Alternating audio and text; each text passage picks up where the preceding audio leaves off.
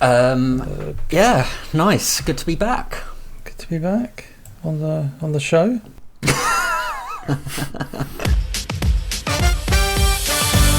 Hello, you are listening to Off Radar, It's a Movie podcast. I'm James Smith, a professional film and video editor. I'm James Eatock, a freelance writer and illustrator specialising in 1980s cartoons. And I'm Neil Brock, aka Nige, the man with two names, former film journalist and currently working in the games industry. Each week, one of us picks a movie that all three of us either haven't seen in many years or in some cases haven't seen at all. We each watch the chosen movie, return to the microphone and let you all know exactly what we thought of it. I'd never really had any interest in watching it and I was proved absolutely right. I think it's amazing. I really, really love this film. The film's still a pile of steaming dog shit. If you fancy joining in and suggesting a movie for us to watch, why not tweet us at Off Radar Podcast or email us on offradarpod@gmail.com. If you like what you hear, please subscribe, share, and by all means, leave a review. For now, strap in, turn the volume up, and let's go Off Radar. Let's do this. Hello, welcome Right. back to Off Radar. I am James Smith, and with me, and as always, is James Eatock. Hello. And Neil Brock. Here we go. Boom bang a Nige! Okay. Boom bang a night. Was that That's something that to do with famous drumming? drum beat. Yeah, come on. Oh, Okay. Yeah, Like that boom, he knows his drum. Bang, I can't even remember. Was it a Lulu song? I don't know. Oh my goodness, that is a reference. Wow. A Lulu reference. Yeah, there is a reference. Okay, and drumming is because we're doing a film called Whiplash, which came out in 2014. Recommended by none other than James Eatock. Did I recommend this? You did quite a while ago. You've probably forgotten. So yeah, you recommended this. Thanks for recommending it. That's all right. It's funny I say that because the reason it took me by surprise is I went back and listened to our 2010s Part 2 episode, and because I was like, I think it came up. Well, my brain was going, yeah, James, you saw Whiplash a few years after it came out at the recommendation of James Smith. And then I went back and listened to the 2010s and you say, Smith, this is you. You're like, my film is Whiplash. And I'm like, oh, I still haven't seen that. 2020, I said this. And I was like, so you hadn't seen it? I still hadn't seen it. But if you'd asked me... Wow. If I gone back to that and looked... I'm surprised. And you for the said, when did you say it? Because I remember 100% that it was like Smith kind of driving, because Smith had mentioned it numerous times after, because you saw it shortly after it came out, right? I think I saw it first at the cinema. Yeah. But I did see it. I remember you talking afterwards. about it, and I remember thinking like, oh, the film with the drummer kind of thing. That's like literally how dismissive I was. And then you recommended it on the 2010s show, and I went back and listened to that. Yeah, we recorded that in 2020. And I hadn't seen it 6 years that point. ago. Wow, there you go. I was like, that's insane. That is insane. It feels like I saw it a long time ago. Wow. Well, there you go. And I didn't. Wait a minute. Smith, this was in your best of 2010s. I guess it's a bit of a spoiler for my review already. But yeah, this was one. Sorry, I didn't think of that. But it was one of my picks for 2010s. Well, Maybe he's don't come say back where and watched it it came. again. Maybe he thinks something differently this time. Maybe he's got fed up with it. That's true. Maybe it's just banging the same old thing. So. Banging the same old drum. Old beat, yeah. But yeah, no, it's true. Like, you know, your taste does change, and sometimes when you watch films for a different time, you can see things for better or worse. So yeah, we'll see. Originally I did see this at the cinema, and I saw it a couple of times afterwards.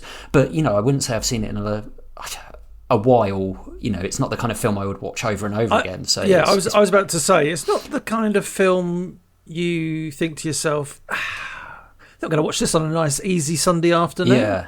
It's not Mary Poppins. This ain't Mary Poppins. It's not Mary Poppins. That was the tagline for the movie. It was. Nige? I had, yes, and I without Mary Poppins in the vicinity as well. so yeah, I think I watched it probably not that long after it came out.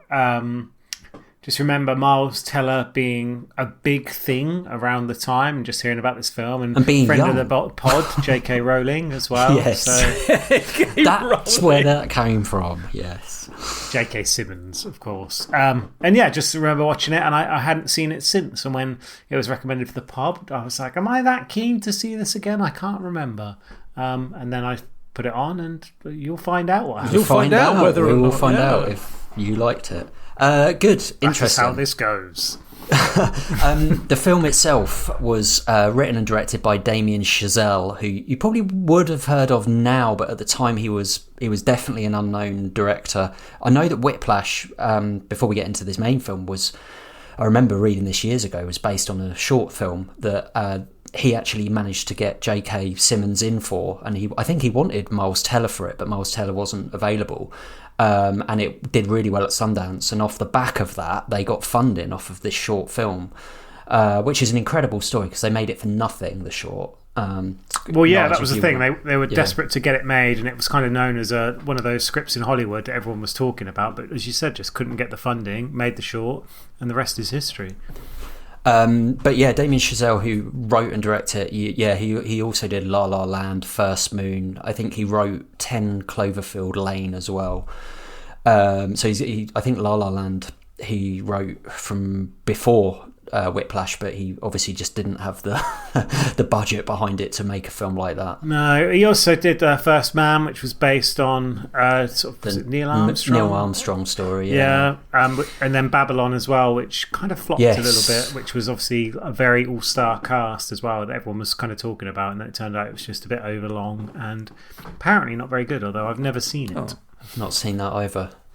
And as we've already just said, so Miles Teller, we have spoke about him on the podcast. We spoke about him on Top Gun Maverick when he turns up as Goose's son. Goose's son, isn't it? And he's kind of almost like come back, I would say. He kind of like had that resurgence a few years ago. I think I said I rate him so... He's one of those actors I just love when he's in something. Screen presence, hasn't he? Well, he was in that TV series which I absolutely loved called The Offer. I think I've talked about this before. You have, on the The Godfather thing. The Godfather, such a good show. He was so good in it, but I was watching it thinking, compared to Whiplash, I don't know how old he was when he did Whiplash, but when he's in The Offer, it's like, he comes across, he just looks like a bloke now, and I mean that in a very complimentary way. He's just like a big dude now. I don't mean like he's buff or anything. It just he looked like he'd grown. I think when you voice messaged me about that show, you called him Bloke Teller. Did I? Yes, that's about right. You said Bloke Teller's in it. I was like, who's Bloke Teller?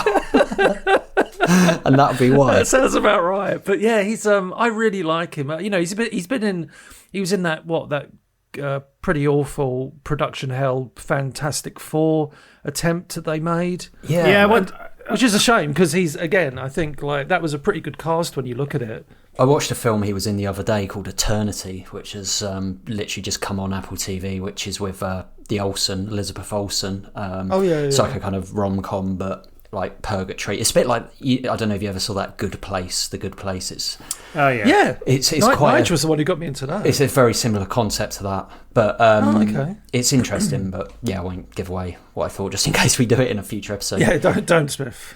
Well, yeah, I remember sort of just before he did Whiplash, there was a film called The Spectacular Now, which was really sort of one of those kind of lovey, sort of it grabs hold of that sort of zeitgeist around the time, quite similar to almost like 500 Days of Summer, like coming of age romantic drama. Had like loads of like famous people in that. I think Brie Larson, Jennifer Jason Leigh, Bob Odenkirk, and Kyle Chandler, and everyone kind of raved about it. And it was that Shailene Woodley who kind of went on to do loads of massive things, like she was in The Descendants, The Fault of Our Stars, and did Big Little Lies as well. And it was kind of from that suddenly he was a bit of a name, I think, and that was part of the reason I feel like he was cast for Whiplash. And it's funny because in Whiplash he's playing a young character, like he's supposed to be 19, he's like 25. It's the classic, isn't it, in American films? They're always a little bit older than they are. But watching this back, and obviously having seen him in a ton of stuff since, you mentioned Top Gun Maverick, I remember watching War Dogs with him in, and Only the Brave about those firefighters as well. Yeah.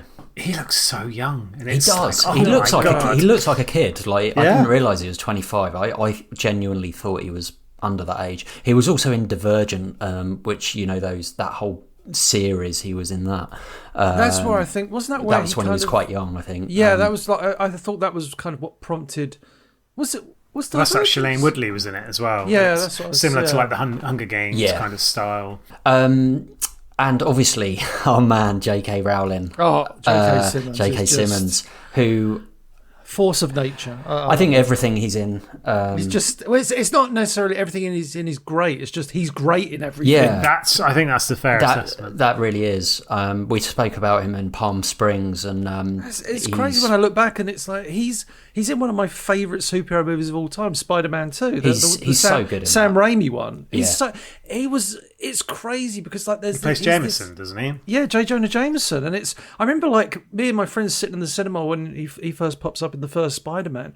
We're just like, I don't know who this guy is, because this was like 2000 or 2001 when that first Spider-Man film came out. Yeah, but this guy's like perfect casting. He just was just so perfect for it, and he can kind of do like the comedy or obviously like in this film, like he can almost do the opposite, which is a real skill to. Is this not a comedy? Between. This you may have found it funny, but and talking of superheroes, Melissa Benoist. No, is it? Well, this thing I've heard. I always like, oh, it's Melissa Benoist, but I think it's actually Benoist. Benoist. I actually look. I look. Yeah, she was on James Corden or something. There was a clip of her pronouncing her name, and I think you're right. I think she says it. I think it's Benoist. Yeah, it's kind of you think it was like Benoist, but it's like Benoist. But apparently it was from a French. She was saying it's from a French name, so you should say it Benoist, but her family just say it Benoist. So. Yeah. Anyway, she's in this. She was in the Supergirl TV series. Yeah, I watched like the first, I'd say 3 or 4 seasons of that show. Right. She was great as Supergirl, like really good. I'm just looking. She hasn't been in lots that I've seen. I've seen Patriots Day with Mark Wahlberg. She's in that, which is actually a lot better than I thought it was going to be.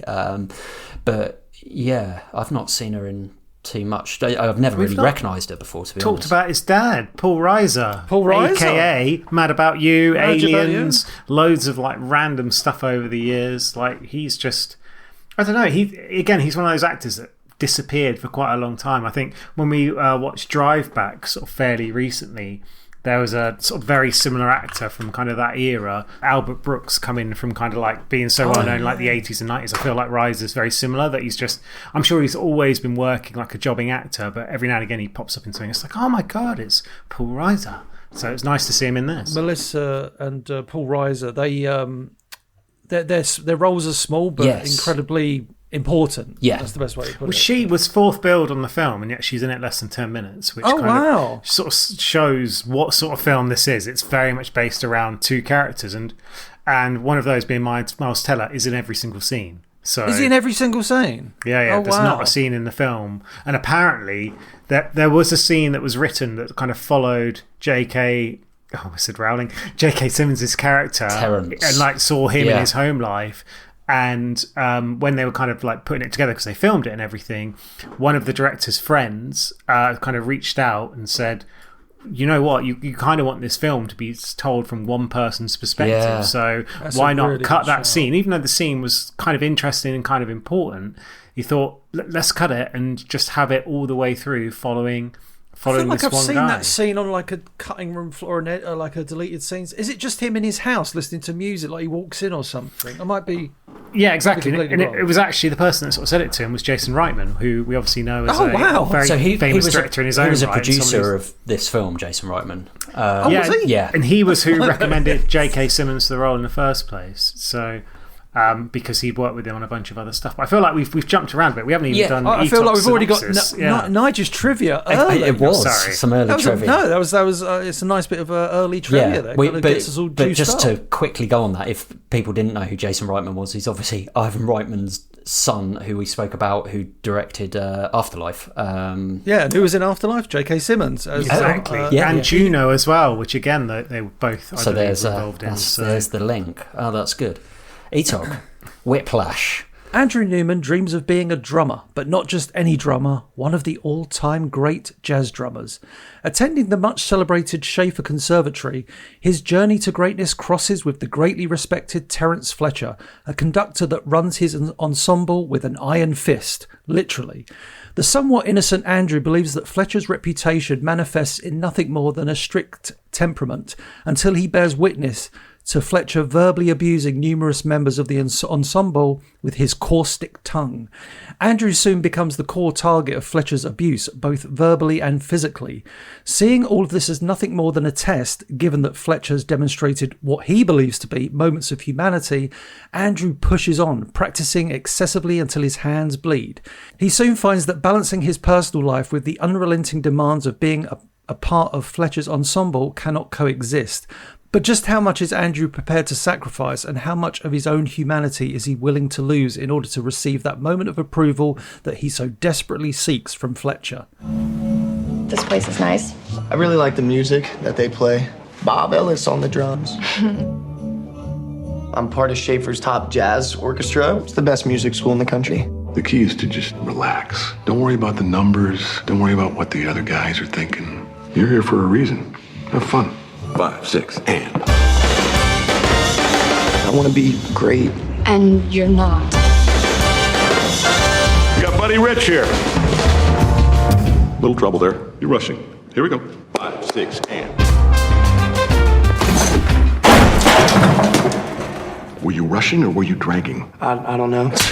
If you deliberately sabotage my band, I will gut you like a pig. It's not often, actually, when I start with a film, when I literally introduce it, where I talk about something before the actual film starts. But the first thing you hear in this is a black screen, and you get a drum like doosh, doosh, doosh, doosh, and slowly building into a drum roll. And then Whiplash comes on the screen, and it's just such a, in my opinion, a brilliant way of kicking off a film in such simplicity, and you know exactly what this film is going to be about before you've even seen a human. I was going to say, dare I say, and it might be this might be a bit of waffle, but that kind of, the way it builds into that, slow, faster, it's kind of like, this is how the film's going to go. Don't get me wrong, it's almost like it is going to be like a drum roll.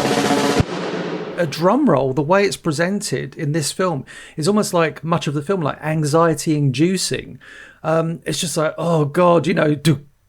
If it me just doing this on the show, you're just like, hurry, it's unsettling. And it's sad. You're just like, so it draws you in immediately. But like you say, it's a kind of brilliant way to start a film. And also that the text is so small and simple on screen, and no big flashy intro or massive text and a title intro. It's just it's to the point. And I guess that's like in this sort of film where it's a very big character driven film, that's kind of what you need from that. But we get this lovely tracking shot almost down, it feels like down a corridor of Miles. It's down a corridor. Teller practicing.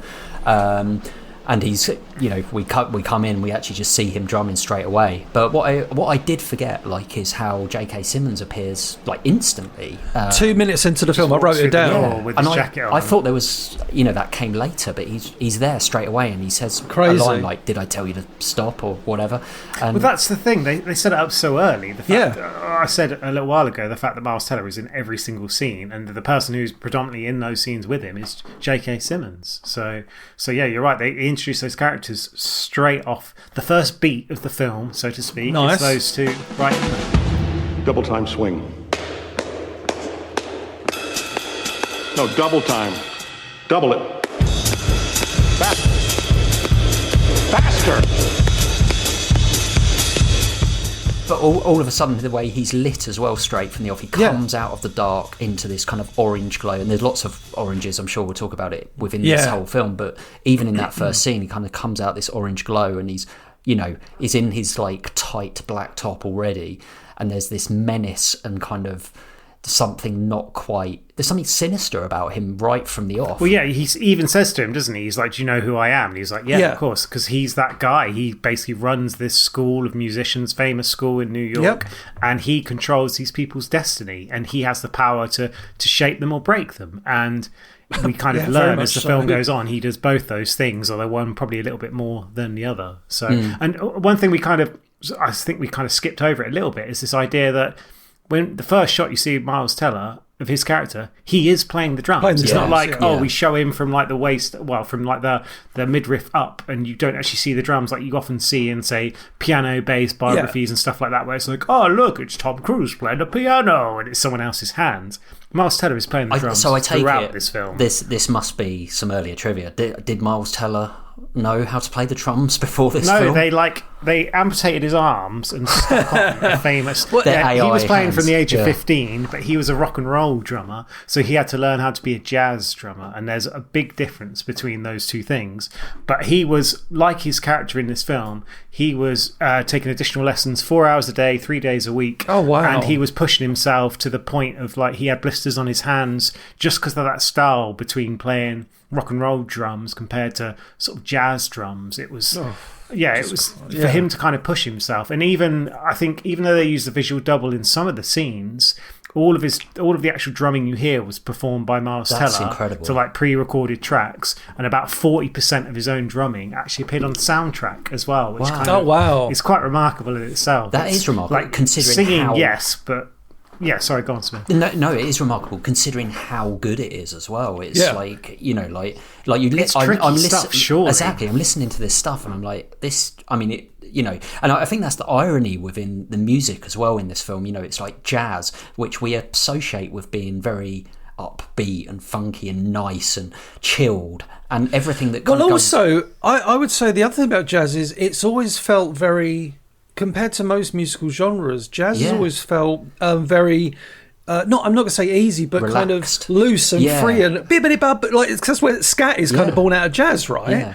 To that thing. So you think, oh well, therefore jazz in terms of composition and learning it should be something that's as easy as the music itself. Again, I'm using the term easy as in easy listening, kind of. Oh yeah, it's easy like Sunday morning. Easy like Sunday morning. Yeah. Well, just people kind of listen to jazz, like to relax. Yeah, exactly. It's not like a kind of So there's two words that sum up in the UK, like jazz, isn't there? It's like nice. Those are the two words that sum up jazz in the UK. I never watched enough of the Fast Show, so sorry. But one of the things I noticed very early on is how each scene, like, which you guys probably appreciated, is how it starts with a close-up, and I found that really a great way of storytelling. So you kind of, for instance, when they're in the cinema, you get a shot of the popcorn, a hand going into the popcorn, like real which big is a close. common theme in itself. Yeah, and then you come out wide, rather than like this kind of traditional sense of like big wide, go in, wide go shot, close it. and it's almost like they do the opposite in this, and you go, oh, where am I? And then you come out, and it's almost as kind of unnerving as, you know, some of the performances in it, because you're like, but it's such a great way of compositing a scene from an editing point of view, I feel.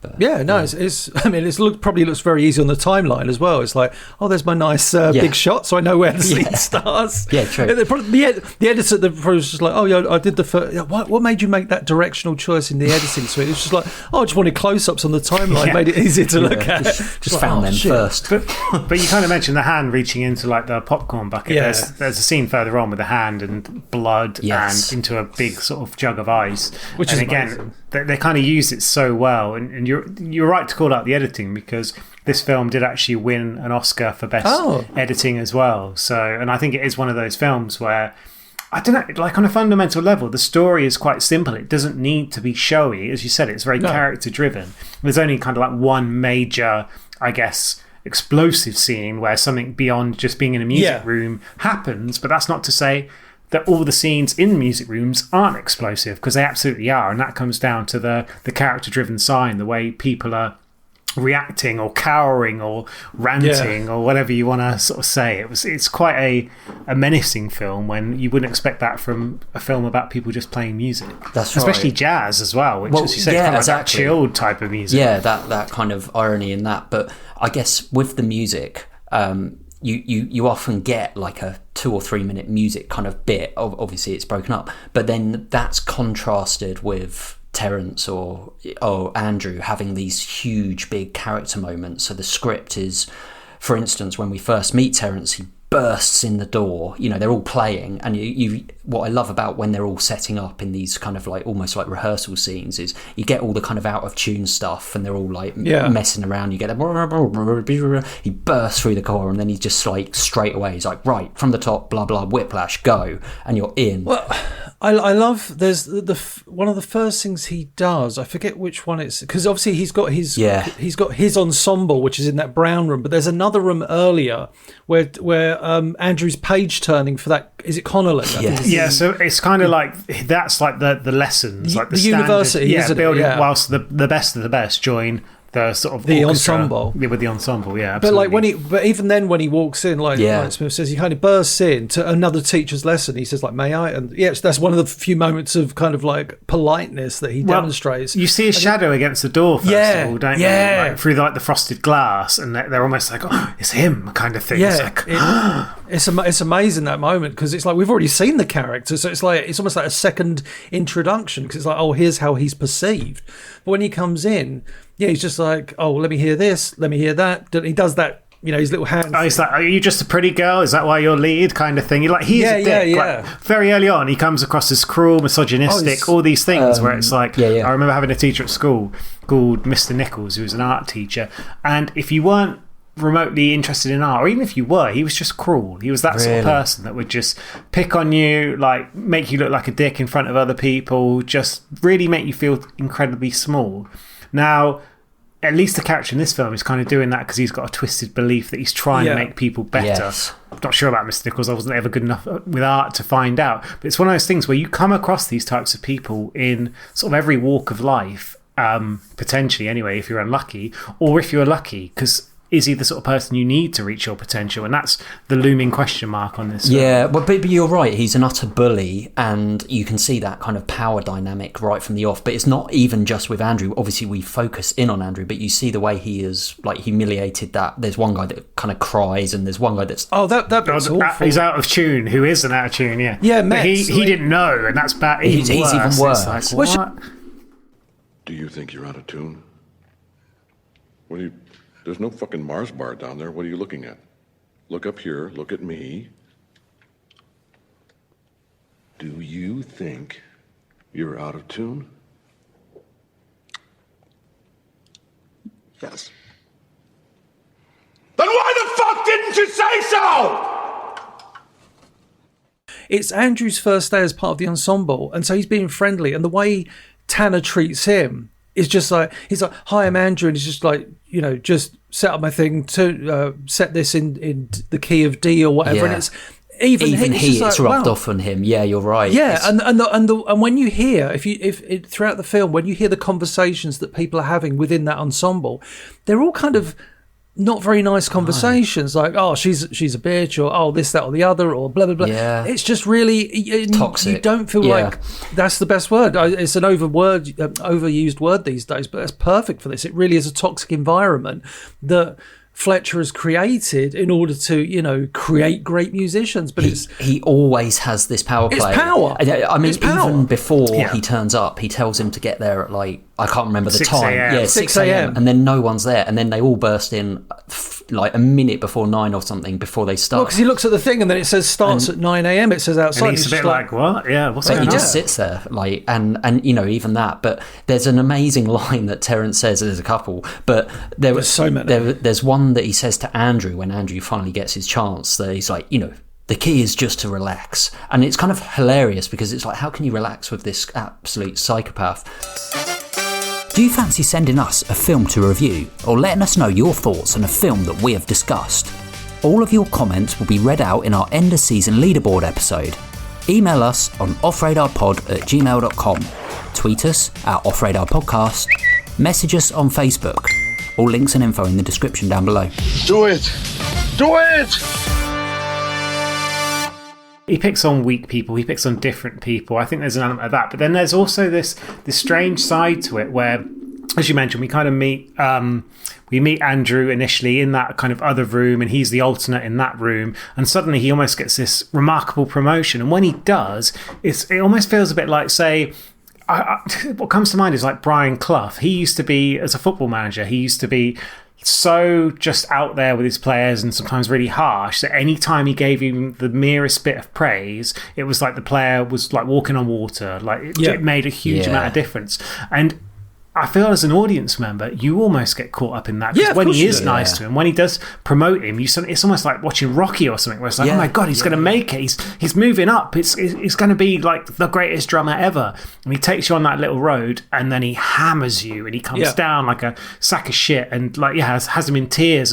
But it's not just him. At one point, there's 3 drummers all competing for the same spot, and he treats them all equally horrendous. It's not like he's punishing this guy, but he's punishing them all in certain ways. But is it because he sees potential in it? Is it because he's a sycophant?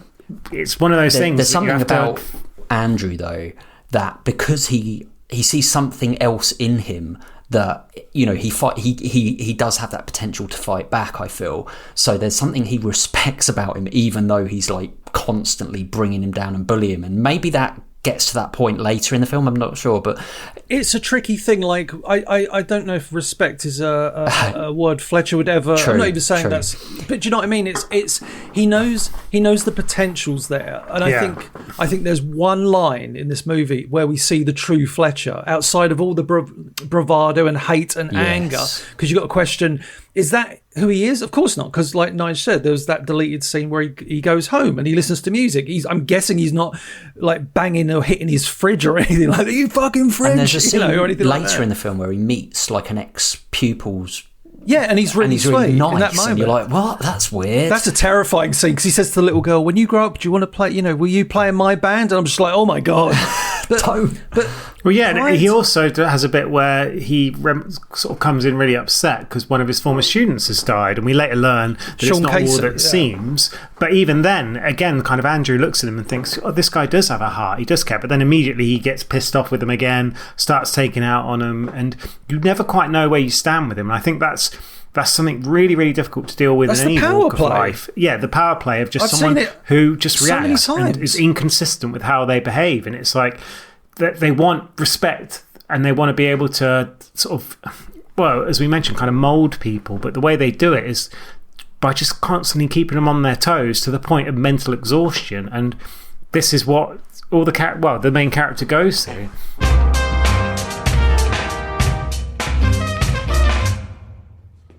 Not quite my tempo. Not quite, not quite. Let's go again. So good does it again, though. again. Not quite my tempo. And he does that thing every time, like that thing with the, and it's horrible. Clenches his fist for those who can't see James. Also, he's got this like tight black t-shirt on, his bicep is pulsating. He's worked out. He's ripped but it almost sells that kind of anger even more, because he's just like, you can just see him very slowly starting to lose it. Am I rushing or dragging? And then rushing or dragging. But the other thing is, when you see the shots of like all the other musicians, no one's reacting. They're all kind of looking down because they've seen this over and over again. It's like they've seen others get humiliated. Heck, we saw it with Metz earlier, a few scenes earlier. But it's this thing, Andrew's like, he's getting him to do the same bit over and over again, and you think, is he doing that? And this is one of the things you always come away from this film asking questions. Is he doing that because he truly believes that Andrew is rushing or dragging, or is he doing it because to control?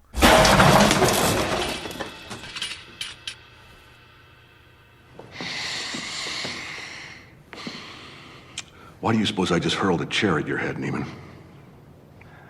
I don't know. Sure you do. The tempo? Were you rushing or were you dragging? I don't know. Start counting. 5, 6, 7. In 4, damn it! Look at me! 1, 2, 3, 4. 1, 2, 3, 4. 1, 2, 3. Now, was I rushing or was I dragging? I don't know. Count again. 1, 2, 3, 4. 1, 2, 3, 4. 1, 2, 3, 4. Rushing or dragging? Rushing. So you do know the difference! obviously being filmmaking, and we talked about slapping quite recently, I think I say quite recently in our last series when we talked about Jaws and how they had a woman who basically wasn't an actor, so was just constantly slapping poor old Roy Schneider. Oh yeah. But in this, they did it in the acting way where he wasn't slapping him until the final take, where they were like, you know what, you want to just give him a slap, and surprise, surprise, that was the scene they ended up using in the film. So little red face to go with his blistered hands, the poor guy. Do you know what? Like, this is a very random point to bring up. I think if I was an actor and you're in that position, I would ask the other actor to slap me, because if you're in the moment and someone goes like does a fake slap, you've got to generate that emotion. If someone actually hits you, it's going to be far easier to generate that emotion that you're looking for as an actor. Unless it's a very buff J.K. Simmons, then. Well, yeah, it's a bit scary. I remember, like, for This Is the End, there's kind of like the film that all the silly boys did, Michael Bizarre Cera and all that lot. Yeah. There's a scene where Michael Cera slaps Rihanna's ass, and the only reason she let him do it was because she said, you could do it, but I get to slap you in return as hard as I want. And Michael Cera was like, yeah, go on then, and did it. And you see her absolutely wallop him. She does whack him, yeah. There's definitely a lot, I think, of on-screen slaps that probably stung quite a bit. So yeah, and one of the ones was obviously in this film as well. So go check those out. But, what follows this sequence as well is he basically, it's kind of worked. I think that's the worst thing about it, because Andrew is practicing so much that his hands are bleeding and stuff, but some of those scenes with him just practicing are as intense, because at this point the cutting speed as in editing is like sped up so much. You see the quick cuts and he's sweating, and it looks so authentic. It's amazing. But it's really good.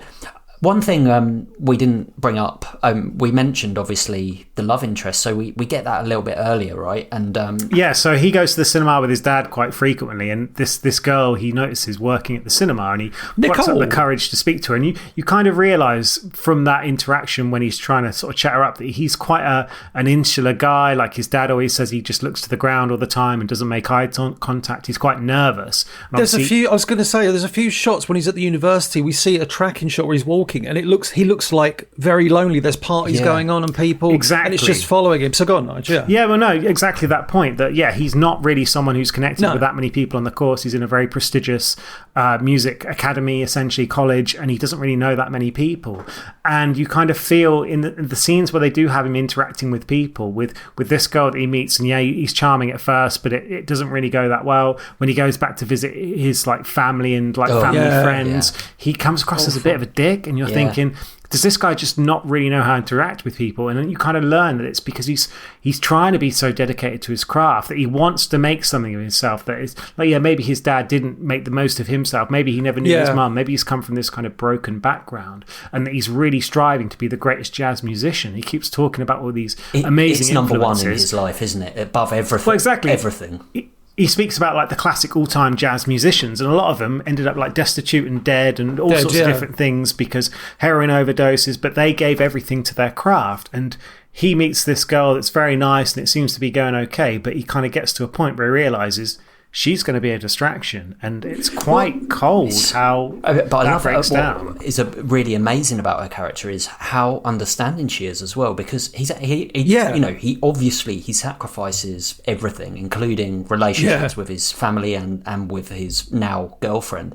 But she does seem to understand, but she just wants him to be, like kind of real and true to him. And then, you're right, Nige. Like later on, when he basically kind of dumps her, it's so cold. It's such a dick. Well, he says to her, he goes, "You would prevent me from..." No, she says, "So I would prevent you from being one of the greats." Yeah, she almost says it sarcastically and kind of like, "Is this what you're actually saying?" And he's like, "That's exactly what I'm saying." And it's just like, what? He says something like, "I know what's going to happen. We're going to want to do this." He's laying it out. And she's like, "No, I know that's what you want to do." Basically, is what she's saying. I go for it, but I want to be a part of your life. But I mean, I can understand the point he's making though in that sense. Like Nige says, it's cold and stupidly delivered. He feels like he's doing the right thing for her, doesn't he? In a really twisted way. But the way he is, because it's he's been influenced obviously by Fletcher. Yep.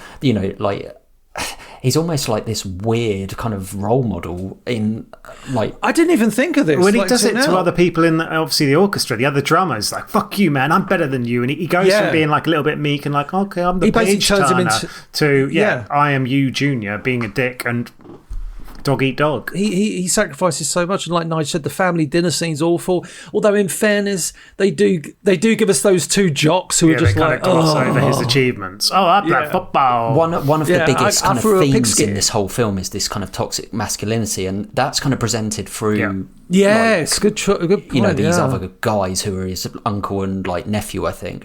And the way they're presented is like you do side obviously with Andrew in this scene, but they're just as bad. And his dad is the only one, but even in that point his dad doesn't stick up for him, and you're like, oh, he had a chance to kind of stick up for his son there, even though he doesn't. And that's how Andrew sees that, but he just sees like you said, he's so lonely and like and I think that scene kind of like almost like enhances that loneliness even from his own family. But also his willingness to fight. Yes. At first you think he's very meek, but he does get more steely as the film goes on. Yes. And he does start to challenge Fletcher, which no one else in the entire orchestra is willing to do. Like, nobody stands up for himself. And even when things go horribly wrong, to the point where the secondary meaning of Whiplash comes to mind, because he's involved in a pretty horrific car accident as he's desperately trying to get to this performance. He shows up bloody and broken and bruised, and he still takes the drum kit. And yes, it's almost too late for Fletcher to do anything about it, but the fact he lets him even get to that point is kind of shows his sort of his single track mindedness. Single-mindedness. I remember absolutely. Just go on that car crash scene. I remember in the cinema, like when that happened, nearly everybody in the cinema went, there was this like kind of loud because it's so well done. Well, you wouldn't kind of expect it either. The way it's shot. Well, no, you don't expect it. The camera is there. It goes down because when he puts his phone down, and then the camera goes up, and then you get the instant crack, like truck hitting the side. I can't watch any film we're driving now and be like, there's going to be a crash, because it's done so often, but it must be, as you say, one of the best examples. It's almost like that kind of like divergence though of the film though, because the kind of way it's going is quite linear in that sense of this kind of character struggle between the two. Quite so you simplistic, get bang, almost. and you're like, it's almost like in $1 Million Baby, where you get that. You guys have seen $1 Million Baby? The chair scene. No. Okay, right. I haven't seen it. Oh, man. Okay. Oh, man. So we won't say that because there's a chair. Okay. There's a chair. She fights a chair? On a chair. Okay, right. But there's almost that impact of that in this film that there was in $1 Million Baby for me. But yeah, you're right. When he gets to the performance and like he's in he's in like a kind of white suit, like a white shirt and suit. There's blood all over it. His hand is fucked. His hand is like, and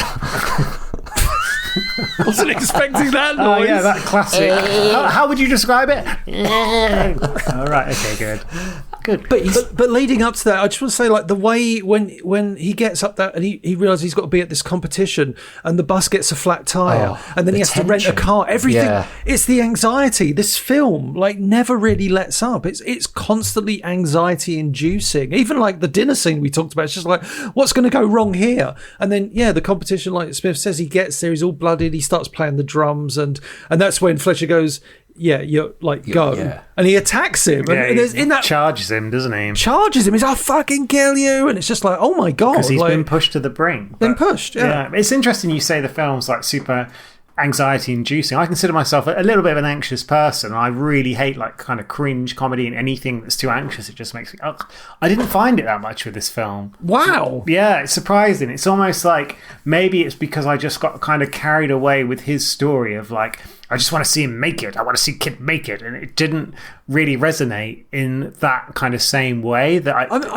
Or maybe it's because it was the second time I've seen it. Maybe the first time I watched it, I was more of a bag of nerves. But I don't know. I watched it and I found it equally as anxiety-inducing. And even like talking about it, like reliving it with you guys right now. I think this is more for me for some reason. Because it is, because you're remembering the visceral like interactions, and it's just like, man, this film really doesn't let up emotionally. And it's like, like Nige said, the kind of the car crash is sort of like one of those things that is the only real, I'm not going to say, you know what I mean, Hollywood thing about the film. It's like, oh, here's something that has happened in the movie as part of the story. They could have done numerous other things, but trust me, I'm not saying it's a bad thing. It's just, it's the one bit in the movie where you're like, oh, but again, it's there to show his drive. And also his potential pardon the pun. frailty as well. The fact that he is not so off course by this, both literally and figuratively. And he's put in this situation where he just loses it because he realises how much he's put himself through to get to this point, and it's still not enough. It's still he's treated awfully, and off the back of this, him charging, they kind of finally someone comes to him. His dad organises it that this guy's been doing this for years, and we kind of learned that one of the previous students he got upset about because apparently he died in a car crash. Turns out he didn't. That he took his own life because of the way he'd been treated by Fletcher. So we know it's not. We've said before, it's not just him picking on Andrew. He picks on everyone. He treats everyone awfully. And he's been doing it for years. And he wants it for his own reputation to be like, I'm the best teacher at the best school. I make these brilliant musicians, but they kind of elevate me as much as anything else. And only after this kind of happens, we suddenly skip forward in time. We move into the summer and we find that Andrew's no longer at the school, and lo and behold, Fletcher's no longer teaching at the school.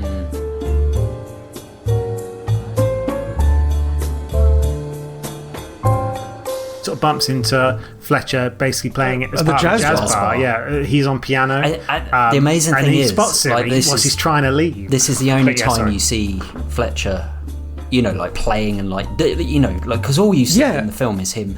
Like, you don't actually know if he's actually any good, but then he's I know he's like playing, and you know, he's not. He's composing a lot of the time, isn't he? I thought that bit's really interesting because the way and it's again really well shot, like so much of this movie. The way Andrew is watching him play is like someone looking at a former love, like an ex, like rose tinted glasses. You can see that Andrew is absolutely just enamored with his performance on the piano, and then you know he sees him. Andrew quickly scarpers. He's like Newman. Yeah, he can't get out the door because everyone's coming in at the same time as he's trying to leave, and he gets trapped basically. I thought this is one of the most interesting scenes in the film because for a moment you're like, oh, okay, this is Fletcher and Andrew.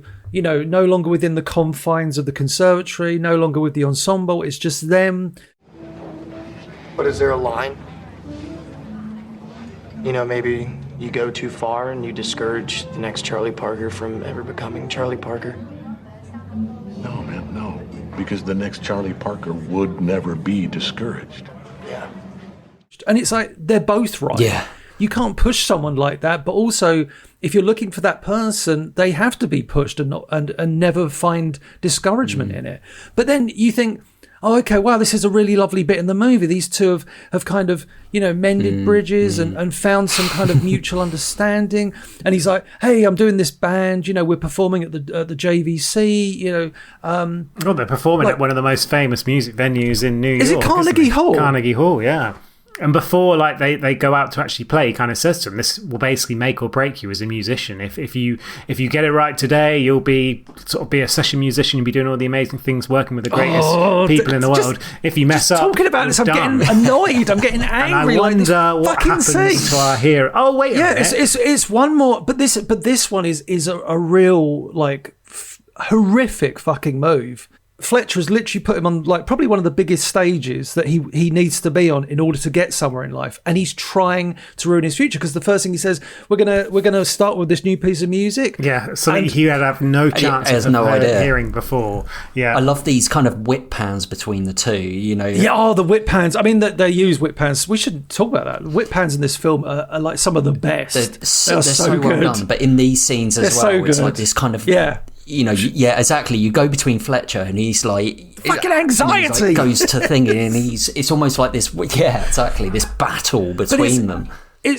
It's crazy. And then, like, so he's looking around and Fletcher just walks up to him and he goes, do you think I'm fucking stupid? He goes, I know it was you. And you're just like, oh, this is fucking revenge. This is horrible. Well, so he starts playing the new tune. Well, this is the thing. I follow this channel on YouTube called, like, Drumeo. And it's all about Drumeo. And it's basically a group. It's like, it's a teaching service to learn the drums, but it also has loads of, like, well-known drummers and talks to them about their abilities. And one of the things they do that I love watching is they'll get a really good, renowned, brilliant drummer in, and they will play them a track that they've never heard before. They'll go through a bunch of tracks, be like, oh, you ever heard of this song? Ever heard of this song? And when they say no, and they do it with no drum track, and then they get them to play the track along, and they give them like 3 or 4 takes. But obviously the first take, they're like, they don't know when it ends. They just kind of, it's almost like jazz in that sense. So like, I don't know, for instance, the guy from like The Police has done stuff, and like really kind of well-known drummers from like the very best bands. And they might ask them to play along to like Pantera, or just like a really random song from like years ago. And it's so difficult. And that's exactly the situation that Andrew is put in here. He's bless him, he tries. And it's a jazz song as well, which is always going to be a little bit out there. And yes, you can fill a little bit. But the bassist is kind of next to him, like, what the hell are you doing, man? It's just like, oh my God. He doesn't even have the sheet music. It's and like, the worst bit is the song ends and he's still just drumming. And he's just that is the soul crushing moment. But that moment is his dad watches him like go back on stage, and you're just like, what's he going to do?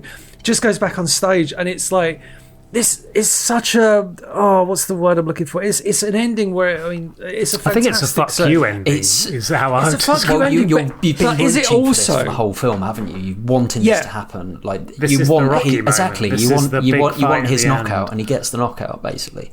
I'm guessing most of you folks have heard of it.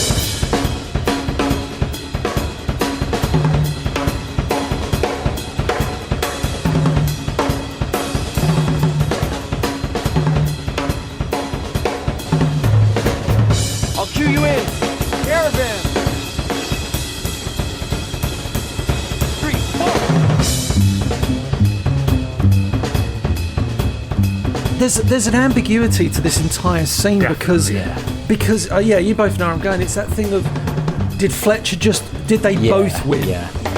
What is it, like 5 or 6 minutes? And it's filmmaking at its finest. It's cinema. It's the peak of cinema in terms of, this is what it's for. Like, it's one of those films that I wish I'd seen this in the fucking cinema. You know, you could shoot this so many ways. They do these beautiful wide shots that get closer with each thing of the music. They change angles and stuff. There's, as we've talked about, it might be our new favourite thing, the whip pans, whip cream, whip pan. It's so good. It's like those extreme close-ups as well that you get. I mean, the ones earlier in the film are like more kind of harrowing, but in this scene, exactly, you get the foot pedal. It's celebratory. Exactly. It's celebratory of this music. It's like I think you could show this to like the most ardent hater of jazz music, this scene, and they'd be like, that's fucking awesome, because it is an awesome scene. I'm no jazz connoisseur. I've been to the odd jazz club here and there, but like watching this scene, it's like, oh my God, I want to be part of a jazz band, but I don't want Fletcher as a teacher. The final drum performance is like 9 minutes long, and the final drum solo is 5 minutes. Just the drum solo. Yeah, 5 minutes. And like when asked about the ending, J.K. Simmons basically, and this is similar to the point you were making a little while ago, Etok, is like him and the director, they basically wanted to inspire discussion and debate and not decide, are we happy for Andrew, or are we actually lamenting, and this is something we touched upon earlier, his loss of humanity. And the debate is, I love, but how far is too far? How far is too much? Is it worth it? And like we said it again earlier, like if you're training a Navy SEAL, yes, but is it worth it for, say, a music school? And they kind of say, like J.K. Simmons said, from his own perspective, I'd rather have a pretty girlfriend than go to work with this guy and have my hands bleed all the time. Like, I'd have made a different choice. But Andrew has made that choice. So...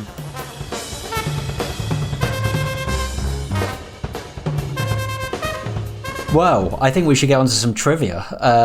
We better. Oh, nice.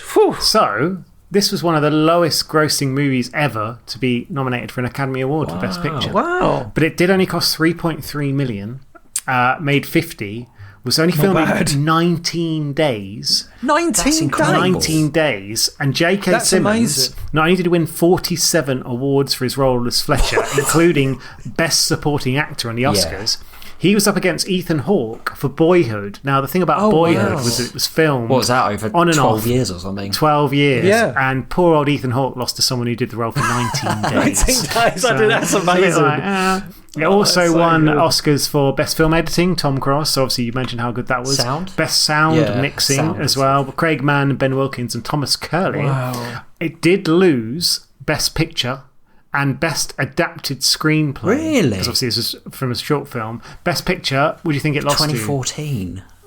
Moonlight. I don't know, sorry. I feel like this is a film we've definitely talked about. Really? I can't think. I think it was a film we talked about in our Best of 2010s film. I believe it was my top film from 2010. Oh, I hate it when we do this. It's definitely nice. Based on Flapping Wings. Birdman. Birdman, yes. That was what it's called. You said it out, thanks, Smith. and Bird. I don't think you'd ever get the best adapted screenplay, so I'll put you out your misery and say it was The Imitation Game. So there you go. Oh, classic. right. Never seen that. Okay. So there's quite a lot of interesting things about this film, but obviously you mentioned before that J.K. Simmons was in the kind of original short film.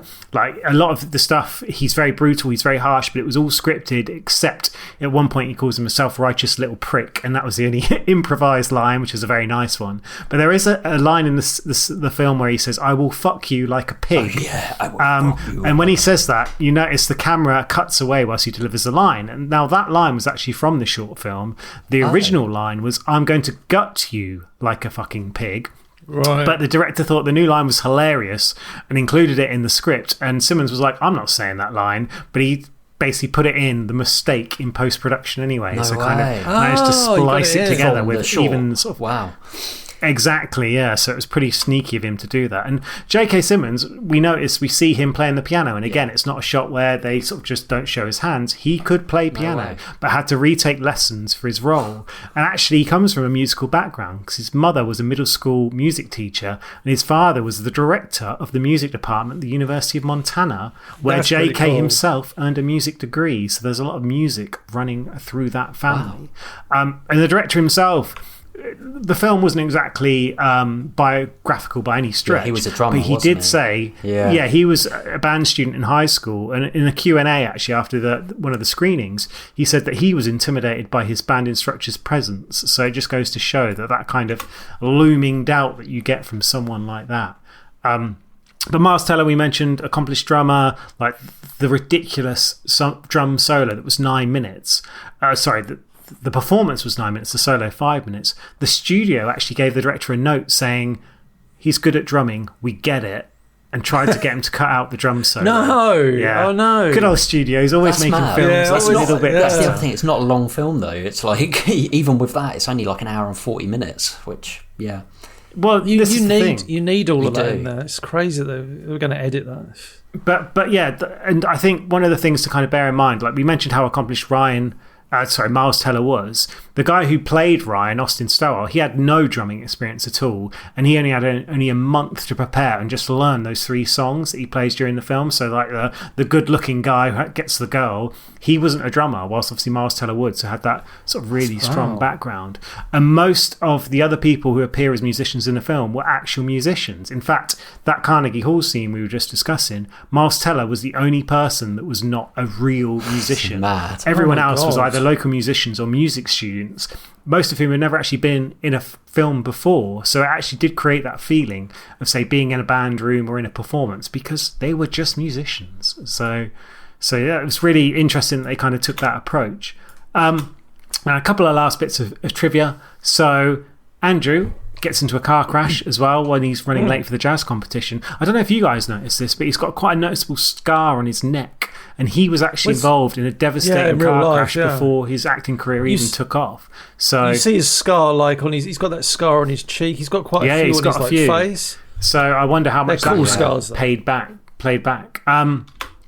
And then speaking of injuries as well, J.K. Simmons actually got 2 cracked ribs when Miles Teller tackled him. It was during the last 2 days of shooting, and what we've already said was a very quick shoot, but Simmons managed to just plough on through. And speaking of plough on through, during the most intense practice scenes that Miles Teller was playing on the old drums, director just wouldn't yell cut and just let him go until he was just exhausted. And only then, when he pretty much had slumped over his drum kit, he was like, I think we've got it. So I feel like it was one of those films that was a bit of a battle of attrition for all the people involved. But obviously, yeah, it certainly translates to the audience anyway. Absolutely. So there you go. There's a bit of Nige's trivia. Beautifully done. What do we think of this film? Ratings and review. So, Etok, you obviously recommended this for us to review. Do you want to kick us off? my God, like what a movie. Yeah, I mean, it's very difficult. Yeah, I hated it. It must be so weird when on paper it's what happens in this film. Oh, it's about a drummer and his like abusive teacher. That's all it is on paper, and it's like, oh, okay. But my God, this is an example of when you've got the right writer, actors, and director in place, and obviously cast. It's just it's an incredible movie. It's I'm not going to go too deep into this, to be honest. The performances all round, from the smallest performances, are also perfect. Like from Melissa Benoist as Nicole, she's the super father. Girl. See, she sure is super Goyle. Then you've got like the dad, who's Riser. He's great in it. Everyone brings something to it in the smallest roles, but obviously the two kind of standouts are just incredible performances. You don't for one. It's one of those where some films just pull you in, and unfortunately this one does, and then makes you feel anxious as hell. Well, at least if you're me and Smith, I guess, and not Nige, who's impervious to anxiety. But yeah, I love this movie. It's no disrespect to this other movie or this movie, but you would say, oh yeah, this is like it's like the Rocky of music movies, right? But in a way, I almost find that a bit disrespectful to Whiplash. Not because Rocky's bad. Yeah, like Rocky is one of my favorite films of all time, and I think it's a fantastic movie. But I understand like the comparison I'm making there, and I think others have said that before, because it is like that sports film, and we do get the odd. I think there's like a montage here and there in this movie where it's like showing him like practicing and bleeding and all this stuff. But at the same time, I almost don't want to say it's the Rocky of music movies, because it is its own independent thing, and just it's a beautiful piece of cinema. It's So anyway, 10 out of 10. Oh wow! Straight out without Vince DiCola, Christ. But yeah, even without it. But it's not. But it's one of those 10 out of 10s. Like when I look at 10 out of 10s on my list, Evil Dead 2, I could watch that tomorrow. Italian Job, Poor Things, Once Upon a Time in the West, Jaws to some degree. I could watch those films numerous times of the year. This film is a 10 out of 10, but I could only watch it like once every few years, if that. It's just, it's for me. I just find it so emotionally draining in a lovely way. It asks you to invest yourself in it, and it doesn't let up. But yeah, I love this movie. Like it's so funny when I look back with Smith. I don't know. I remember like you having seen this, saying, "Oh, you got to watch Whiplash," and I was like, "Which one's that?" And like I just remember like, "Oh, it's the drumming one." "Oh yeah, I'm sure it's okay," kind of thing. And then you eventually watch it. It's like, "Oh, that's like one of the best films I've ever seen," and it continues to be. I just It's one of those, we've talked about it before with 10 out of 10 reviews. It's just, I can't think of much of anything, if anything, that I could fault it for. Nice. Wow. So, for me, like, I guess you can kind of see where I'm going with this. Like, as you said, Etot, the performances are unreal. Like, for them to do that in 19 days, like, I'm blown away by that bit of trivia. Like, from a filmmaking point of view, from... music. Music's involved in this film. It's not just like dialogue. It's like an incredible achievement, even just to get that filmed in that space of time. And then, from a pure kind of technical point of view, the editing is incredible. The sound design is amazing.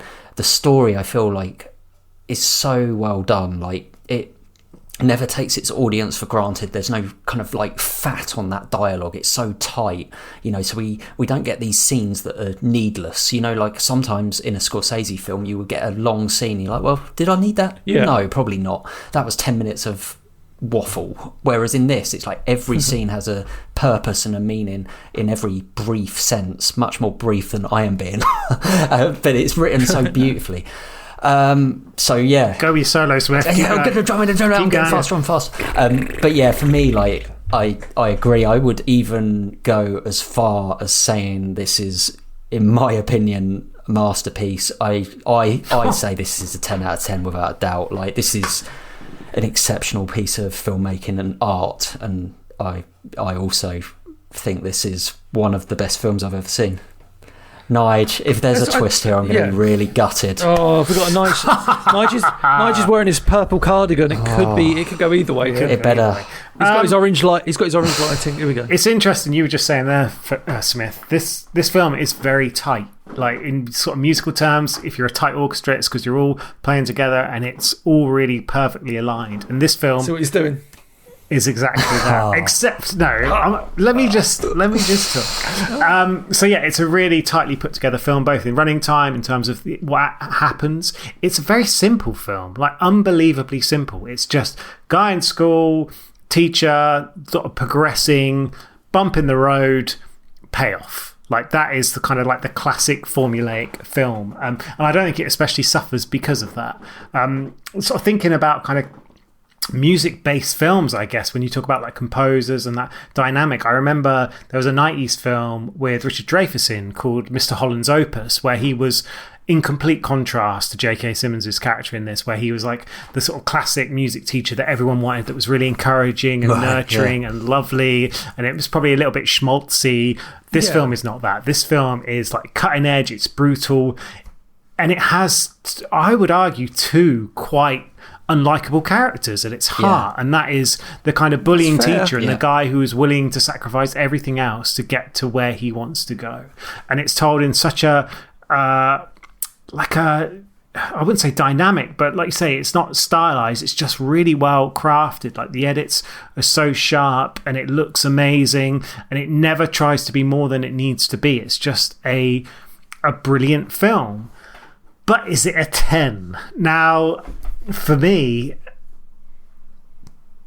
does the ending... I'm getting anxious. Does the ending let it down for me? And I say not in a way where it's like it's not a film that it doesn't stick the landing. It's made a very clear, conscious choice to leave it with that question mark. It's not like I've just told you to piss off and I'm doing a big Hollywood ending where I walk out with the girl at the end and the cigar and all this other stuff. It's not doing that. It's proving that he's a fallible character, and that even though he's kind of done a big FU and he's proved himself as a fantastic musician, he's also kind of fallen to the way of the dark side. And if anything, this film should be commended more for that. But as a viewing experience, for me, that leaves a slight distaste, I would say. I also, if I'm going to criticise this film, and I am, but only ever so slightly, I do feel like the kind of characters on the side struggle a little bit. Like you've got the cliche jock, and that's kind of what he's there to be played as. You've got the annoyed other drummer that works with him. They're not given that much to do, and they do it pretty well. And I don't think even having like someone better in those roles would have made that much difference. I find the relationship with the girl, I remember the first time I saw it and I was like really charmed by it, and I thought she was amazing. This time I kind of watched it and thought, it doesn't work quite as well as I remembered. But again, it suits the film, it serves the purpose. And the same with his dad. I like Paul Reiser, and he's fine in this, but that's all it is. It's fine. And yeah, I'm nitpicking a little bit because it's not a 10 for me, unfortunately. We haven't got our second ever. I thought we might. Very early stage of the I thought we were there. But it is a really, really good film. But I would only actually give it an 8 out of 10. So whilst, and I've seen on IMDb, it's like an 8.5. Yeah. I think it's ranked the 40th greatest film of all time. Wow. It's not quite there for me. Maybe I'm being a little bit harsh. Maybe I'm just going to be harsh all this series and just start lambasting any film. No. But for me, it's a brilliant film. Unless it's got Muppets in it. Yes, then it gets bonus points. I swear J.K. Simmons has acted with Muppets before as well. But yeah, I'm sure he those has. two are brilliant. Miles Teller is brilliant in this film.